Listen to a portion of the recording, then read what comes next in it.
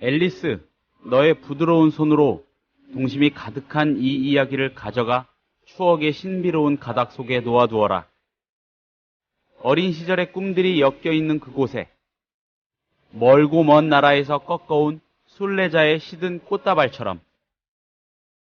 국민TV 라디오 30분 책 읽기 9월 25일 수요일 순서 시작합니다.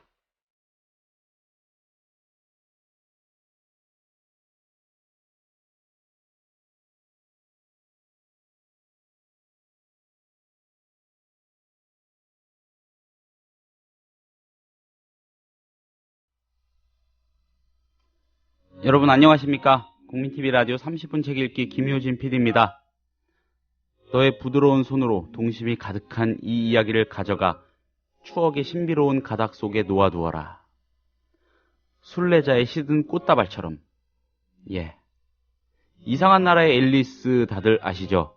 루이스 캐럴의 작품이에요. 1865년 작이네요. 정확히 다시 찾아보니까 그 서문의 시의 한 구절인데 너무 아름다운 말들, 또 너무 상징적인 표현으로 가득 수놓아져 있어서요. 진짜 수놓아져 있다는 표현이 맞을 것 같아요. 압도적이라는 느낌마저 듭니다. 30분 책 읽기 매주 수요일 기획자 추천 바로 이 책 코너인데요. 동아시아 박형경 주간님이 오늘도 나와주셨습니다. 방금 말씀드린 이상한 나라의 앨리스를 들고 오셨어요. 예, 이건 그냥 동화가 아니구나. 이런 생각을 새삼 해봤습니다. 고전이라고 하는 게 나을 것 같아요.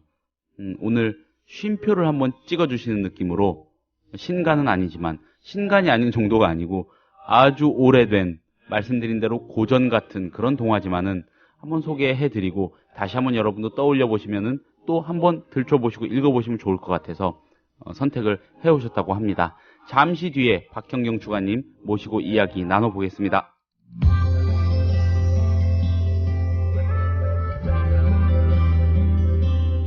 매일 아침 이 책 한 권. 국민TV 라디오 30분 책 읽기.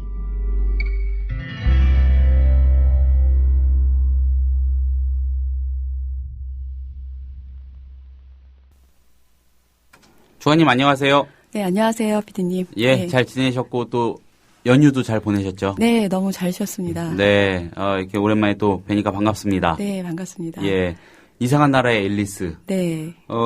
처음에 이 책 얘기를 나누기로 정했을 때, 네. 가볍게 좀 이야기하면 되겠지, 이렇게 생각했어요. 동화인데. 네. 근데 준비를 하면서, 이리저리 다시 들춰보니까, 이거는 만만치 않은 그런 네. 책인 것 같아요. 이 예사로운 책이 아니라는 거, 이 서문의 시를 이렇게 꼼꼼히 여러 번 다시 읽어본 건 처음인데, 네. 시도 굉장하고요. 난해하기까지 하고, 이 상징과 어떤 장치, 은유, 비유, 이런 걸로 그냥 점철되어 있는 그런 시네요. 네. 예, 사실 이 들어가는 대목부터 이렇게 압도하는 작품인데, 자, 일단 이상한 나라의 앨리스. 네. 왜 오늘 선택해 오셨는지 설명을 좀 해주시죠. 네. 도입부에서 그 피디님께서 너무 멋지게 설명을 해주셨는데, 어릴 때 다 이상한 나라의 앨리스 동화책을 다 읽어보셨을 거예요. 네. 근데 실제로 이게 아까 말씀하셨듯이 1865년 100년 넘은 작품인데, 네. 이게 불멸의 그 명성을 얻게 된 것은 어린이들이 끊임없이 읽기도 하지만 오직 어른들이 다시 읽고 즐기기 때문에 계속 명성을 이어왔다는 건데요. 지금 한번 다시 읽어보시면 아시겠지만 굉장히 그 정신 분석학적인 내용이라든지 상징이라든지 넌센스라든지 초현실주의라든지 이런 그 부조리 문학이라든지 이런 걸 효시라고 또 말할 수 있거든요. 근데 오늘 이제 제가 이렇게 소개드리고 싶었던 거는 그렇게 너무 또 심각하게 어른들 해석으로 바라볼 수도 있지만 어릴 때 동심으로 돌아가서 아까 말씀하셨듯이 동심으로 돌아가서 추억으로 돌아가서 그 환상이나 이런 그 넌센스 같은 거를 네. 제대로 즐겨보자는 의미인데요. 그럼에도 불구하고 오늘 소개드릴 책은 이상한 나라 앨리스가 여러 출판사에서 굉장히 많은 이제 출판물이 나왔습니다. 한국에서도요. 수많은 버전으로 예, 나왔죠. 예. 특히 그 루이스 캐럴 같은 경우 이제 가명인데 그 저자가 그 생전에 책이 많이 팔려서 뭐 유아용 앨리스, 뭐 어른들을 위한 앨리스 이런 걸 많이 냈어요. 근데 제가 오늘 소개해드릴 책은 그 마틴 가드너라고 루이스 캐럴의 연구의 권위자, 최고의 권위자인 사람이 주석을 단 책인데요. 제 책을 이제 소개해드리기 전에 좀 출판사 쪽에 알아봤더니 이미 절판이 돼서 쉽게 오늘 구하기는 소개해주실 그 버전의 책은요. 네, 하지만 굳이 뭐 그 주석 달린 판을 찾아서 읽으실 필요는 없고요. 그냥 동심으로 돌아가서 다시 한번 읽어보시면 좋을 것 같고요. 그 이제 주석 달린 판이 왜 필요한가? 는 이제 그 마틴 가드너가 서문에서 밝혀놓고 있습니다. 그러니까 그 루이스 캐럴이 이 책을 썼을 당시 1865년에는 그 옥스포드 이 사람이 옥스포드 출신인데 옥스포드에 사는 사람들만 이해할 수 있고 또 이제 그 실제로 앨리스가 실제 주인공이에요. 그 루이스 캐럴이 사랑했던 첫사랑 10살 꼬마인데요. 여자아이인데 이제 그 여자 사랑스러운 소녀만 이해할 수 있는 개인적인 농담들이 많이 들어가 있거든요. 근데 그거는 이제 나중에 마틴 가드너 같은 이제 학자들이, 연구자들이, 이건 이랬다 저랬다 하면서 자서전을 쓰게 되면서 그 사람의 연구를 하면서 밝혀지게 되는데, 그러니까 갑자기 궁금해지시죠? 그 저자는 누구일 것인가. 네. 저자는 실제 본명은 찰스 루트위지 도지슨이라고 하고요. 예. 그 모교인 옥스퍼드 크라이스트 교회의 목사 성직자자 수학 선생님이었습니다. 그래서 실제로 그 앨리스에는 여러 가지 수학적인 내용과 뭐 이제 트럼펫 가지고 이제 뭐 그 트럼프 가지고 뭐 크로켓 경기하는 것도 나오지만 그런 여러 가지 상징들이 나오는데요. 근데 이제 수학 선생님이자 성직자였는데 평생 노총각으로 살았고요. 호리호리한 미남이었지만 약간 비대칭 외모 그리고 한쪽 귀가 잘 안 들린 청력 장애에다가 말을 더듬는 뭐 이런 총각이었는데 아이의 수학자로 소개가 되기도 하죠. 네, 그러니까 그 교회에서 가르치는 거지. 그 옥스퍼드 크라이스트 교회자 그 학교에서 수학도 가르쳤는데 굉장히 좀 인기 없는 수학 강사였대요. 그리고 수학적으로도 큰 업적을 남기지 못했는데 이 책을 이제 쓰게 된 계기 중에 하나가 어린 시절부터 이제 그 남자아이들 그러니까 뭐 소년이나 아니면 어른들하고는 잘 못 지냈어요. 어른들하고요? 네. 그리고 특히 남자 소년들에게는 공격성을 보일 정도로 싫어할 정도로 이제 그래도 나오지만 근데 어린 시절부터 이제 그 어린 여자애들, 소녀들을 평생을 좋아하는데 특히 이제 이건 조금 뭐 아시는 분들도 계시겠지만 특히 그 벌거벗은 어린이 소녀들의 몸이 그 무엇보다도 아름답다고 생각했습니다. 그래서 가끔씩 그 소녀들을 그리거나 벌거벗은 뭐 누드를 그리거나 아니면 이제 사진을 배운 이후로는 부모의 허락하에 사진도 찍고 이렇게 해서 그 이제 나중에 후대에 그 롤리타라는 작품이 있잖아요. 러시아 작가의 그 롤리타에 나오는 주인공이 험버트랑 자꾸 이제 비교되기도 해요. 근데 실제로 이제 그 저자 그 롤리타의 저자가 나중에 인터뷰에서 말한 게 있는데 그 롤리타에 나오는 험버트하고 루이스 캐럴하고의 미약한 유사성에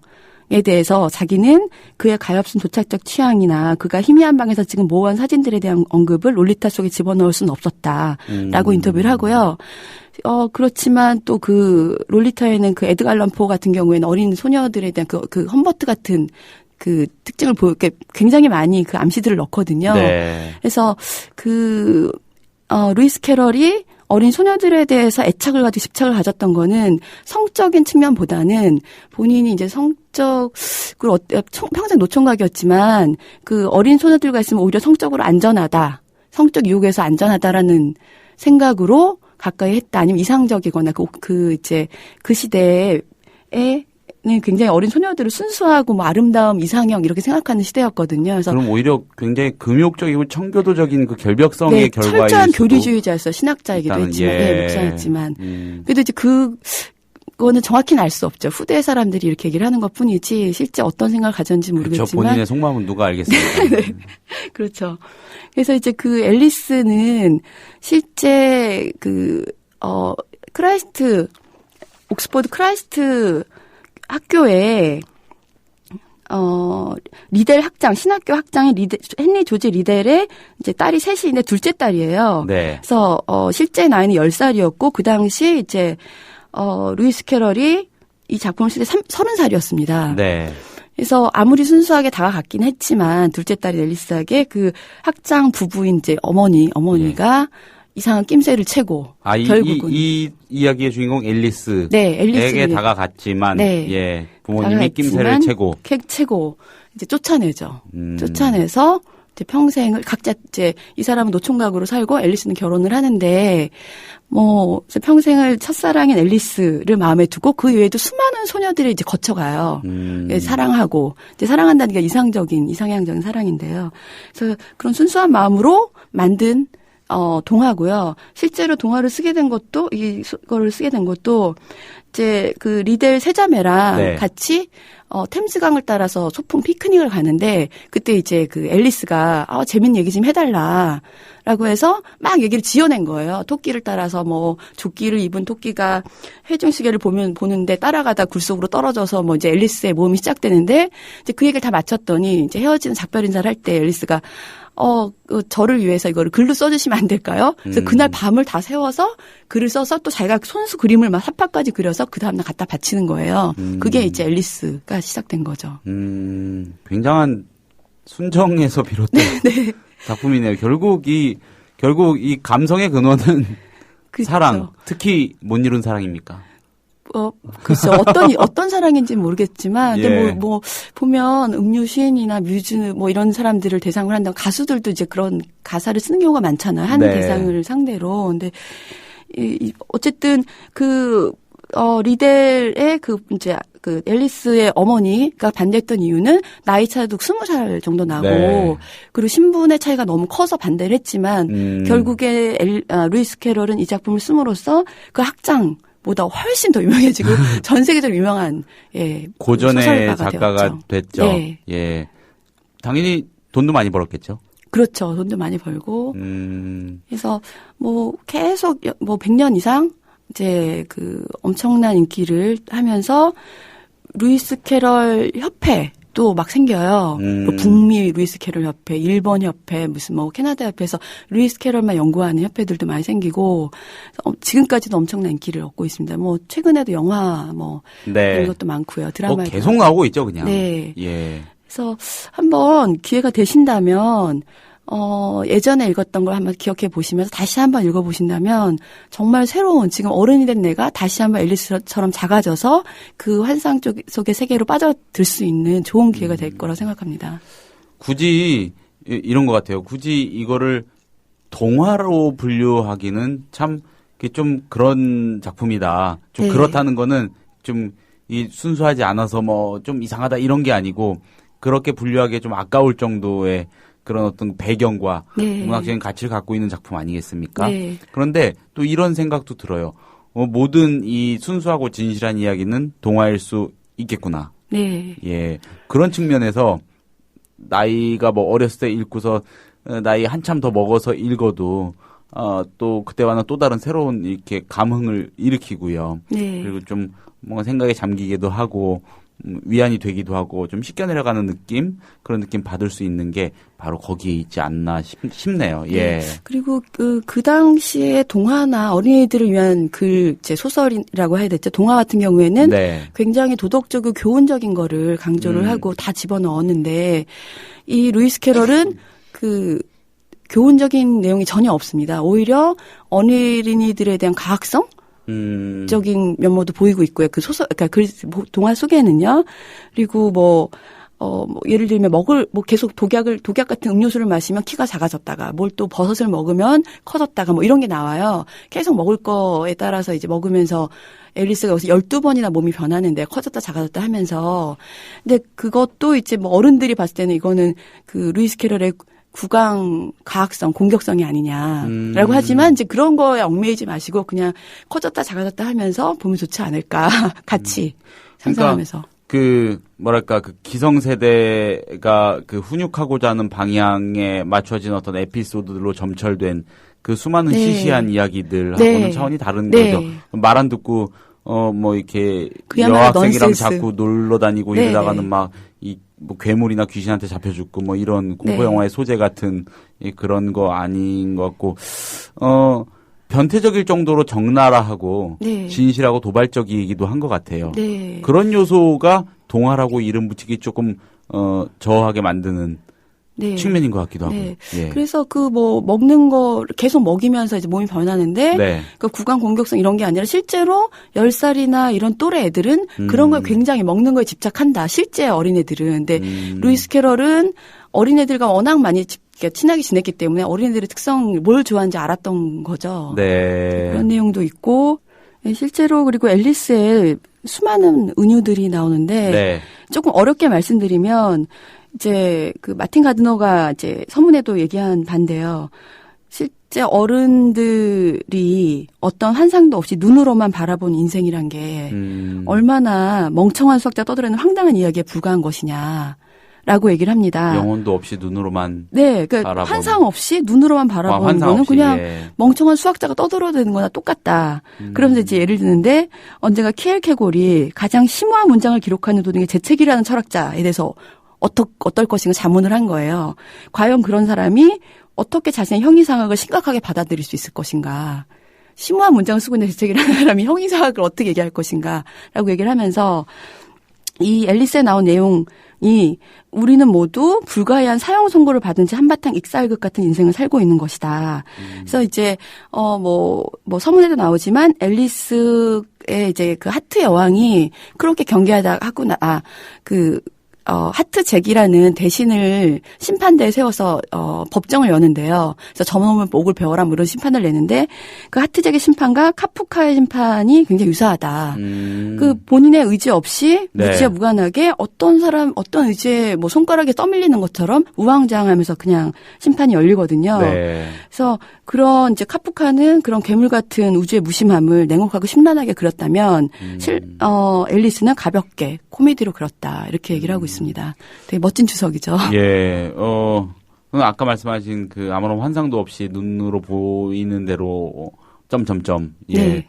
수학자가 네. 이 수학 가르치는 사람이 그런 발상을 끄집어냈다는 게 굉장히 신선하면서도 뭔가 더 궁금해지게 하는 네. 호기심을 불러일으키는 그런 대목인 것 같아요. 네. 예, 그리고 여러분들한테 권해드리고 싶은 거는 뭐 다시 다 읽어서 한번 싹 다 읽어보시기, 다시 꺼내셔서 싹 다 한번 읽어보시기 그러면은 이 서문의 시라도 한 번씩 네, 읽어보시면 네. 좋을 것 같아요. 제가 이게 서문의 시의 마지막 구절이에요. 제가 오프닝에서 네, 읽어드린 맞습니다. 게 멀고 먼 나라에서 꺾어온 순례자의 시든 꽃다발처럼 하나 힘을 잡자면은 쓸데없이 힘을 잡자면 멀고 먼 나라에서 꺾여온 피동으로 좀 바꿔주시면 네. 예. 아무튼 이 해석에 따라 다를 수 있겠습니다. 이건 농담이었고요. 아무튼 멀고 먼 나라에서 꺾어온 순례자의 시든 꽃다발처럼 이거 계속 읽게 돼요. 예. 이 멀고 먼 나라가 과연 어디일지, 그 순례자는 누구일지, 자기 자신일까요? 시든 꽃다발은 결국 퇴색됐다고 하긴 그렇고, 뭔가 성사시키지 못한 그 순정일까요? 네. 뭐 그럴 수도 있겠고, 네. 여기에 다 녹아있는 것 같기도 해요. 네. 이 서문의 시 한편에. 네. 예, 그 모든 것들이. 예. 그래서 이거 한 편만 이렇게 읽어보셔도 마음이 한번 싹 작은 파도가 일면서 네, 네. 정리가 좀 되는 것 같기도 하고 그렇습니다. 네. 네. 처음에 서두에 그 멋진 시로 시작을 네. 하지만 실제로 이제 그 12장까지에 펼쳐지는 앨리스의 모험은 매 장마다 네. 엄청난 정말 상상력의 총화라고 할 수 있는 스토리들로 온갖 그런 환상으로 가득 차 있거든요. 근데 그 중에 어른이 된 제가 봤을 때 좀 재밌었던 그 장 같은 경우 7장이요. 예. 이제 매드티 파티예요. 그러니까 미친 차 파티인데 예. 이제 번역은 엉망진창 파티 뭐 이런 식으로 되어 있더라고요. 근데 이제 거기에 제가 이제 이 하필 또 7장을 뽑은 이유가 그 러셀 좋아하신다고 하셨잖아요. 네. 거기에 나오는 미친 모자 장수가 러셀이라는 얘기를 하거든요. 보통 그 후대 이제 연구자들이 예. 실제로 이제 여기 그 사파가 있는데 사파 그림도 보면 미친 모자 장수 얼굴이랑 닮았어요. 러셀이랑요? 네, 굉장히 닮았고 뺨도 홀쭉해갖고. 러셀한테 열등감을 느낄 이유가 많았겠군요. 그 당시에 이제 그 이유가 러셀 같은 경우 그 케임브리지 거물 친구도 3인방이랑 같이 몰려다니면서 그렇죠. 막 술 파티 했는데 여기 이제 3명의 그 3월의 토끼와 모자장수와 산치 한 마리가 나오거든요. 3명이 네. 이렇게 몰려 앉아서 차를 마셔요. 이제 그 장면을 보면서 그리고 이제 거기에 나온 여러 가지 얘기를 보면서 비유해서 러셀이라고 할 수밖에 없다. 무조건 러셀이다라는 얘기를 하거든요. 그렇죠. 수학자였고, 그 수학자로서의 그 날카로운 지성과 네. 감성과 또 어떤 그 이름의 네임의 그 밸류, 가치, 이름값까지도 엄청나게 갖고 있었고, 네. 좀 그럴 수도 있었겠다. 그래서 그렇죠? 그 장면을 소개해드리면 이제 예. 좋아하셔서 제가 특별히 뽑았는데. 아유, 감사합니다. 앨리스가 이제 막 이렇게 막 걸어가는 작은 집이 있는 거예요. 예. 그 앞에 이제 이렇게 긴 탁자가 있는데 3월의 토끼하고 모자 장수하고 그 사이에 산지가 이제 꾸벅꾸벅 졸고 있는 산지를 쿠션 삼아서 둘이 막 이렇게 붙어서 앉아서 있는 거예요. 그래서 앨리스가 저렇게 넓은 탁자에 왜 이렇게 꼭 붙어 있을까? 그러면서 이제 한쪽에 딱 가서 앉거든요. 또는 이제 그 모자 장수랑 왜 여기 앉냐 어쩌냐 실랑이를 하다가 그 모자 장수가 그 앨리스한테 질문을 해요. 수수께끼를 해요. 네. 까마귀와 책상이 왜 닮았지? 하고 질문을 합니다. 네. 왜 닮았을까요? 잠시만요. 여러분도 같이 생각해 네. 보시면 좋겠습니다. 까마귀와 책상이 네. 그러니까 그 모자장수는 모자장수가 닮았다는 러셀이 얘기한 얘기죠. 거죠. 닮았다는 얘기인데 왜 닮았느냐고 네, 물어보는 네, 거죠. 네. 예. 뭡니까? 결국 이제 앨리스가 막 머리 굴리다가 모르겠다. 예. 답이 뭐냐 했더니 모자장수가 나도 모른다라고 얘기를 하는 거예요. 나도 모른다. 네. 그건 그랬더니 뭐죠? 이제 앨리스가 얘기하는 거예요. 풀 수 없는 수수께끼를 하면서 시간 낭비를 하는 거는 정말 나쁜 것 같다. 네. 그거보다 더 나은 걸 할 수 있지 않냐 얘기를 합니다. 근데 실제로 이 책이 나온 다음에 수많은 독자들이 이 수수께끼를 풀고 경연대회까지 열어요. 그래서 1,600명이 넘는 사람들이 해답을 보내고 예. 거기에 올더스 헉슬리부터 시작해서 모든 사람들이 이거에다 해답을 대고 올더스 헉슬리는 심지어는 까마귀의 책상이라는 글도 씁니다. 예. 그래서 근데 어쨌든 모자장수는 여기서 나는 답을 모른다. 그리고 이제 모자장수가 앨리스한테 그렇게 말을 해요. 이건 시간 낭비다. 수수께끼 풀 수 없는 수수께끼를 왜 내냐 했더니 네가 만약에 나만큼 시간에 대해서 잘 안다면 시간 낭비라는 말을 하지 않을 텐데 라고 얘기합니다. 그래서 그러면서 네가 시간과 친해지기만 하면 시간이 네가 좋은 시각에 대부분 시간을 맞춰줄 거야. 언제까지나 네가 원하는 시간만큼 시간을 세워둘 수가 있단다. 그러니까 타임머신을 연상케 하는 구절이죠. 그렇게 해서 앨리스가 그럼 당신은 그렇게 시간을 마음대로 세워두고 막 왔다 갔다 할 수 있나요? 그랬더니 그렇지 못하다. 왜냐면 이제 지금 5월인데 지난 3월에 그 하트 여왕이 이제 주최한 큰 음악회에서 자기가 노래를 부른 거예요. 경연대회인가 본데. 근데 1절도 다 안 불렀는데 여왕이 이제 시간을 죽이고 있잖아. 저놈의 목을 베어라. 이렇게 한 거예요. 그 모자장수 가르치면서. 그 시간부터 시간이 멈춘 거예요. 근데 그 시간이 6시였던 거예요. 이제 6시에 차를 마시는 시간이었는데. 그래서 계속 차를 마시고 있는데 찻잔을 닦을 시간도 없는 거예요. 6시, 계속 6시기 때문에. 그래서 붙어 앉아갖고 탁자가 더러워지면 옆으로 옮겨서 계속 이렇게 붙어 앉아서 자리를 하나씩 옮겨갔던 거거든요. 그래서 저는 여기서 시간을 죽이고 있다라는 표현도 사실 박자를 못 맞췄다 이런 표현이긴 하겠지만, 우리가 어린 시절에는 참 공상 속에서 상상 속에서 하루가 굉장히 길고 마음대로 살았다면 지금은 시간에 쫓겨서 시간에 얽매여 살지 않나 그런 걸 좀 보여주지 않나 그렇게 생각을 했습니다. 상상하거나 환상에 빠지지 않기 때문에 좀처럼 그렇기 네. 때문에 이 시간을 아주 실체적이고 잔악하게 마주하게 되는 그 어른들의 모습. 네, 계속 6시에 머물러서 예. 탁자에서 차만 마시고 있는 거죠. 그 시간부터. 그래서 러셀의 표현이라고 생각하고요. 이렇게 정말 상징적이고 너무너무 재밌는 얘기로 많이 꾸며져 있고요. 이제 정말 시간을 내서 한번 아주 가볍게 읽을 수도 있고 깊고 심오하게 읽을 수도 있으니까 꼭 한번 읽어보실 권해드리겠습니다. 맞아요. 그 장치나 상징이나 은유나 비유랑 너무 싸우려고 하지 마시고, 네. 예, 그냥 뭐 어떻게 보면 우스꽝스럽고 황홀한 이야기들이니까 탁 비우고 탁 내려놓고 한두 장씩 조금씩 읽고 좀 이렇게 좀 툭툭 넘어가기도 하고요. 그냥 네. 몇 소절 몇 구절씩은 그러면서 읽으면은 기분 좋을 것 같고 그렇네요. 저도 다시 읽으면서 정말 박장대소하면서 막 2-3페이지 한 번씩 계속 웃었거든요. 너무 웃겨서요. 네. 실제로 비유나 이런 그 모음이 굉장히 재밌어서 뭐 주석 같은 거 생각하지 마시고 재밌게 한번 읽어보시면 될 것 같습니다. 예. 그렇지만서도 얼마나 예사롭지 않은 작품이면은 이 동화 소설에다가 네. 주석까지 달린 게 나왔을까요? 네, 주석이 참 어마어마하게 달려있죠. 그런 소설이나 동화가 있나요, 또? 네. 흔하게? 오즈의 마법사도 주석 달린 판이 있고요. 되게 많은데 실제로 우리나라에서는 그 주석판이 잘 팔리진 않더라고요. 동화는 아직까지는 어린이들의 어린이들이 소비하는 상품이라고 생각하는지 어른들은 그렇게 많이 보고 있지 않고요. 최근에 뭐 드라마에서 그 잠깐 언급된 동화가 네. 지금 베스트셀러를 다 휩쓸고 있는데요. 드라마에 뭐 소개가 된다든지 그러면 이제 또 읽게 되고. 미디어의 힘. 네, 좀 안타깝지만 그런 상황인데요. 그런 거 상관없이 한번 읽어보셨으면 좋겠습니다. 네. 저는 특히 서문의 시를 권하는 바입니다. 네. 예, 저 또 한 번 읽어드릴게요. 욕심이 나서. 멀고 먼 나라에서 꺾어온 순례자의 시든 꽃다발처럼. 예. 참, 많은 걸 생각하게 하는 시 구절이고요. 그리고 또 이 소설 자체입니다. 예. 이상한 나라의 앨리스를, 한번 이야기해보기로 결정했을 때, 재밌겠다는 생각, 그리고, 이걸 어떤 각도에서 과연 무슨 얘기를 해야 될까 하는 그런 두려움이 확 닥쳐왔던 그런 느낌, 이게 싹 없어지면서 편안하고 재밌을 것 같다는 그런 느낌만 남아있는 것 같아요. 네. 예. 다행입니다. 예, 좋은 책이었고 즐거운 얘기였습니다. 네. 예, 주관님 오늘도 말씀 감사합니다. 네, 감사합니다. 국민TV 미디어 협동조합 조합원에게만 드리는 혜택. 당신의 영어 실력, 이제 원스톱 잉글리쉬가 해결해드립니다. 창의적이고 뛰어난 발성의 영어회화 학습 사이트 원스톱 잉글리쉬. 영어 표현을 암기시켜주는 동영상과 상황별, 주제별, 문법 패턴 표현을 검색하고 듣고 영작도 할 수 있는 영어 학습 포탈 원스톱 잉글리쉬. 주소창에 onestopeng.com.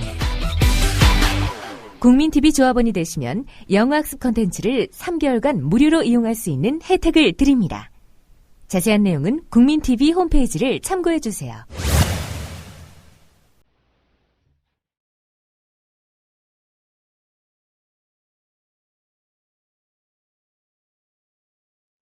국민TV 라디오 30분 책 읽기, 오늘 소개해드린 책은 루이스 캐럴의 이상한 나라의 앨리스였습니다. 저는 내일 같은 시간에 다시 인사드리겠습니다. 여러분 감사합니다.